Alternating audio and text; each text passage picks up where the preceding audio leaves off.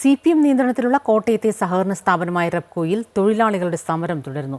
2 മാസത്തിലധികമായി ശമ്പളം ലഭിക്കാതെ വന്നതോടെയാണ് CITU യൂണിയന്റെ നേതൃത്വത്തിൽ സ്ത്രീകളടക്കമുള്ള തൊഴിലാളികൾ സമരത്തിനിറങ്ങിയത്.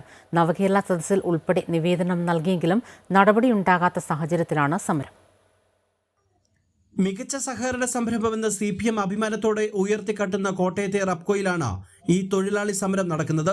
കഴിഞ്ഞ 2.5 മാസത്തിലധികമായി തൊഴിലാളികൾക്ക് ശമ്പളം ലഭിച്ചിട്ട് പ്രശ്നം പലതവണ മന്ത്രിയുടെയും സർക്കാരിന്റെയും ശ്രദ്ധയിൽ കൊണ്ടുവന്നിട്ടും തിരിഞ്ഞു നോക്കാത്ത സാഹചര്യത്തിലാണ് ഭരണകക്ഷിക്ക് കീഴിലുള്ള CITU തന്നെ സമരം ആരംഭിച്ചത്. ഞങ്ങളുടെ നേതാക്കളാണ് അങ്ങനെ പെർമിഷൻ കിട്ടുള്ളൂ, അല്ലാതെ ഞങ്ങൾക്ക് വ്യക്തിപരമായിട്ട് ഒരാൾക്ക് പോയി കാണാൻ പറ്റത്തില്ലല്ലോ.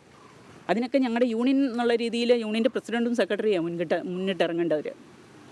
തൊഴിലാളികൾക്ക് മുന്നിൽ മാനേജ്മെന്റ് നിർത്തുന്നത് നേരത്തെ ഉണ്ടായിരുന്ന ആനുകൂല്യങ്ങളും വെട്ടിക്കുറച്ചു.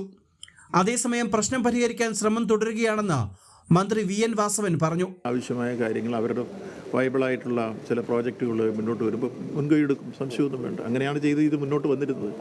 അതുകൊണ്ട് അതിനെ കഴിയാവുന്ന രൂപത്തിൽ സഹായിക്കാനുള്ള രൂപത്തിലേക്ക് അവർ വരുന്നതിൻ്റെ അടിസ്ഥാനത്തിൽ ചെയ്യും. ശമ്പളം നൽകാത്തതിൽ പ്രതിഷേധിച്ച് ഫാക്ടറിയിലെ 3 ഷിഫ്റ്റുകളിലെയും തൊഴിലാളികൾ സമരത്തിൽ പങ്കെടുക്കുന്നുണ്ട്. പ്രദേശത്തെ CPM DYFI പ്രവർത്തകർ കൂടിയാണ് സമരത്തിൽ പങ്കെടുക്കുന്ന തൊഴിലാളികൾ.